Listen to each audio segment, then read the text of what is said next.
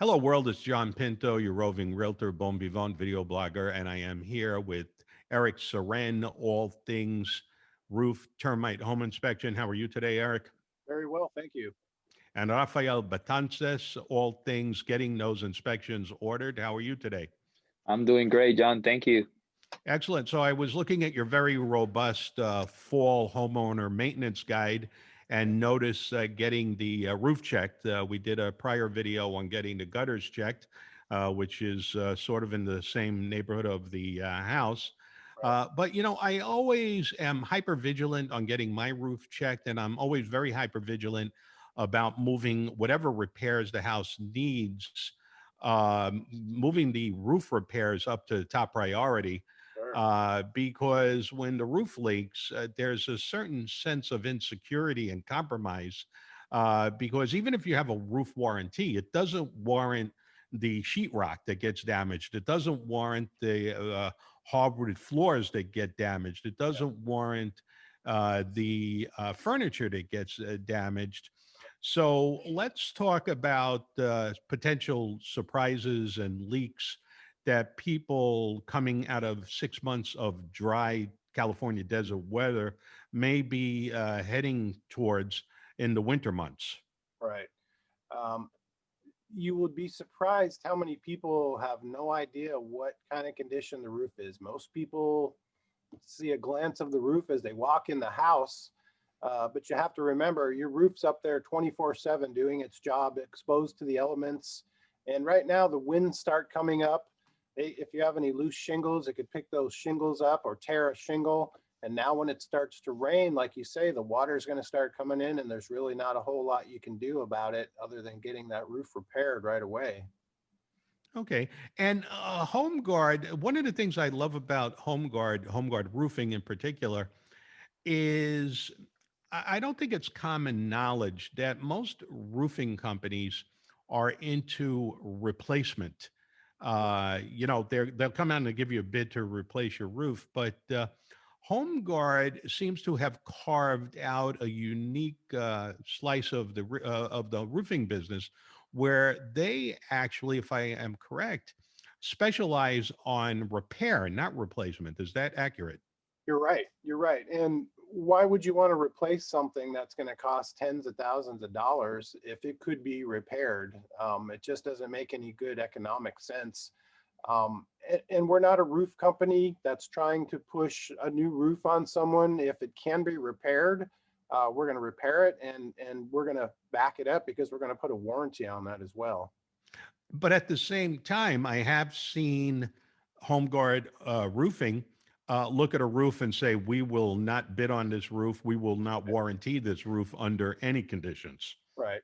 Well, and that's going to tell you either the roof is so badly deteriorated that it cannot be fixed, and we're not going to have you waste your money on fixing a roof that's not going to last.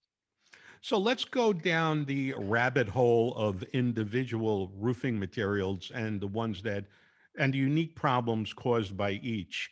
So, whenever I would sell a house with a tar and gravel roof, especially if it was a flat tar and gravel roof, I would prepare my clients that they could be in for a little bit of a tar and gravel roof maintenance headache. Yeah. Can you enlighten us on the kinds of problems people might anticipate on tar and gravel roofs, and how do they mitigate those problems?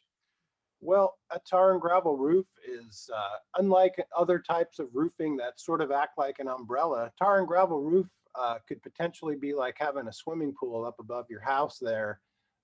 If it's not pitched properly, if your scuppers, which take the water away, aren't clean, that water is going to pile up on the roof, like I said, like a swimming pool. And eventually, water is very persistent. If there's any little areas that it can get into, it's going to start to find its way inside the house.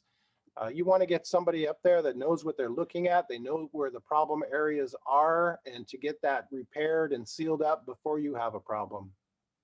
Very good. Okay, so let's move on to our next, perhaps most compromised roof, and I would leap to shake roofs Yeah. from the standpoint of wood shake roofs, which you don't really see anymore. There may still be a few out there, but the wood shake, it's very brittle. It's basically an Right. explosion waiting to happen Yeah. if there's any embers that fall on it. Right. And because the shakes get so brittle, they do have a tendency to start loosening and falling off the roof. Can you enlighten us? If somebody does have a shake roof, what should they be looking for? Right. First of all, yeah, I'll agree there aren't that many shake roofs, and mostly the reason is now we have to treat shake with a special fire retardant chemical, and it makes it very expensive to put a shake roof up there. So if you do see a shake roof, it's probably tens of years old.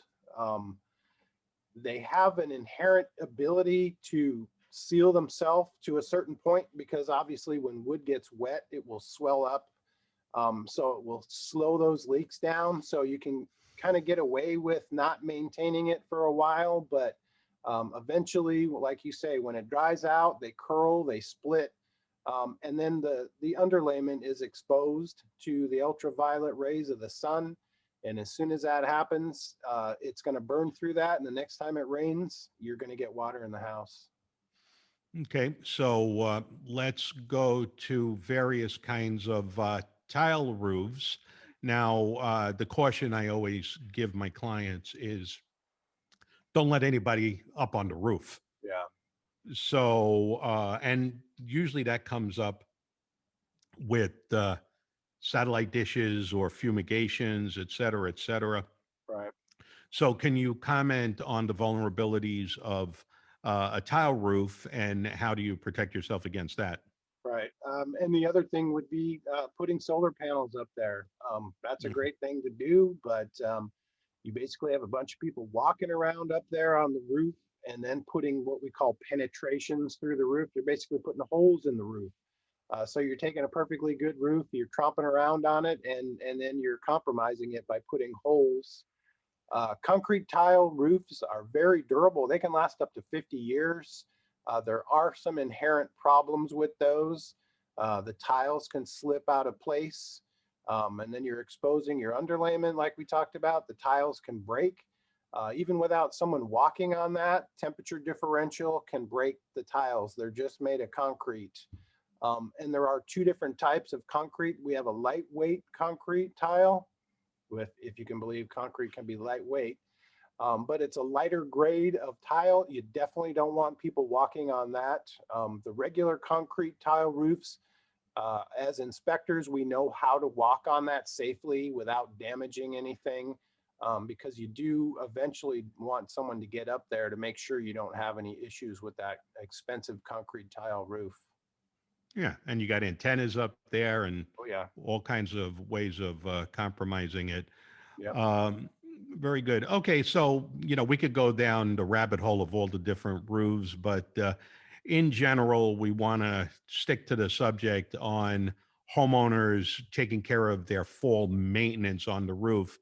Right. So, how would you conclude on what homeowners should be doing right now? My best piece of advice is before the rain starts, get somebody up there to do an inspection on the roof and make sure it's watertight before you have a problem. Good advice. And Rafael Betances, if someone wants to call their concierge at HomeGuard to order that roof inspection or home inspection or termite inspection, how do they contact you? Absolutely. I'm here to help. And you guys can either call me or you can text me at 707-616-8762. Or you can email me at rbetances@homeguard.com. That's R, my last name, at homeguard.com. Well, that was a very robust discussion on preventing roof problems during the winter. Thank you, Eric, for imparting all that knowledge. Thank you all for tuning in, and we will see you on the next video.